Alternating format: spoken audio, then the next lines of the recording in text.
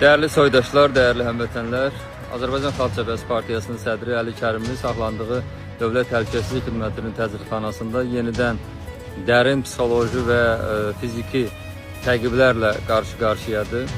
O, bir müddət öncə, təxminən artıq bir aya yaxındır ki, psixoloji xəstəliyi olan IŞİD üzvü ilə Gürcüstanda psixoloji dispanserdə müalicə almış xəstə ilə bir kamerada saxlanılır.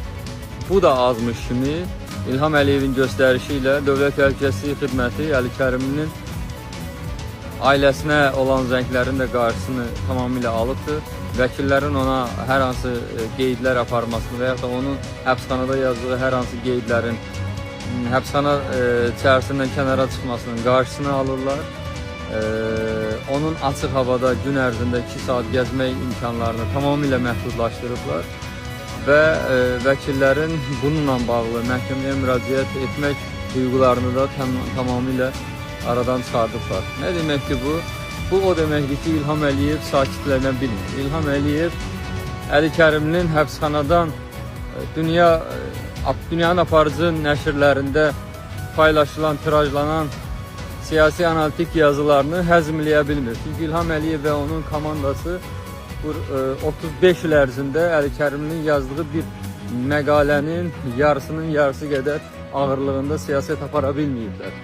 Və daxili natamamlıq kompleksinə qalib gələ bilməyən İlham Əliyev indi də göstəriş verir ki, Əli Kərimlini həbsxanada sakit buraxmayın. Əli Kərimli artıq bir aydan çoxdur ki, yata bilmir və psixoloji xəstəliyi olan, yəni psixi dispanserdə müalicə almalı olan xəstəni gətirib onun yanına salıblar və həmin xəstədə səhərə qədər çığırır, bağırır, başını divara vurur, o tərəfə tullanır, bu tərəfə tullanır və onu yatmağa qoymur.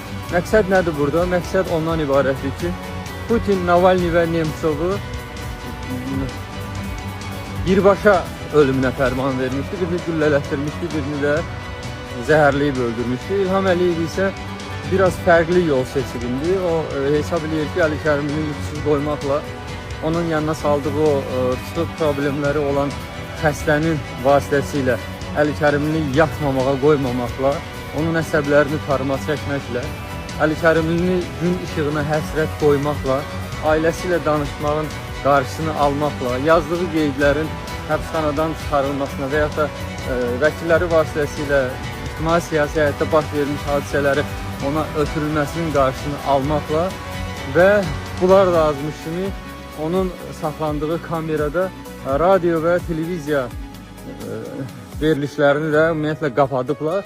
Televiziyanı da qapadıblar içəridə. Yəni konkret olaraq Əli Kərimli bugün həbsxana içərisində daha ağır şəraitli bir həbsxanaya düçar edilib İlham Əliyev tərəfindən.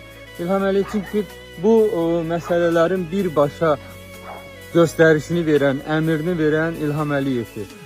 Və o bununla öz siyasi rəqibini Avropanın, dünyanın, sivil ölkələrinin və başqa ölkələrin aparıcı mətbuat orqanlarında hər gün yazıları, siyasi analitik yazıları dərc edilən müxalifət liderini bu şəkildə sıradan çıxartmaq istəyir. Necə ki, Putin Navalny və Nemtsovu sıradan çıxartmışdı. Amma İlham Əliyev onu düşünmür ki, Putin elə bir ölkənin rəhbəridir ki, orada ölkənin bir tərəfində gün doğanda, o bir tərəfində gün batır və dünyanın ikinci böyük ordusuna sahib idi Putin.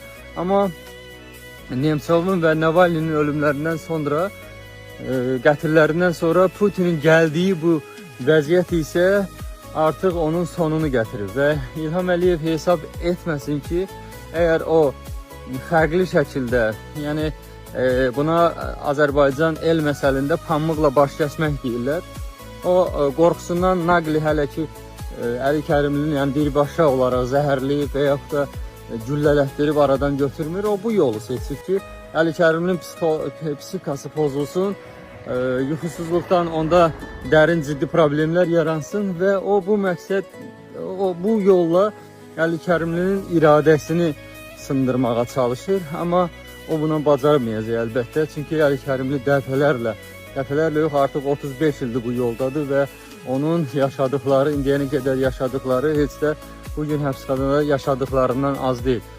Və biz ona narahatıq ki, Ali Kərimli əlbəttə bu mücadilədə təslim olmayacaq, amma onun orqanizmi daşdan deyil, o robot deyil və bu təzyiqlər qarşısında yatmamağa görə, bədənində yaranan problemlərə, səhhətində yaranacaq problemlərə görə onun sonraki fəaliyyətində, orqanizmində dərin geri dönməz xəstəliklər baş verə bilər və bu özü də bir qətildir. Və İlham Əliyevi durmağa səsləyirik. İlham Əliyevi bu yanlış siyasətindən, o egosundan, onu parçalayan, didən egosundan əl çəkməyə çağırırıq. Yoxsa o nifrət, o kin bir gün onun özünü də yandıracaq. İstənilən halda, istənilən pis əməlin, bəd əməlin istənilən yerindən dönmək kardır və İlham Əliyevi də buna səsləyirik.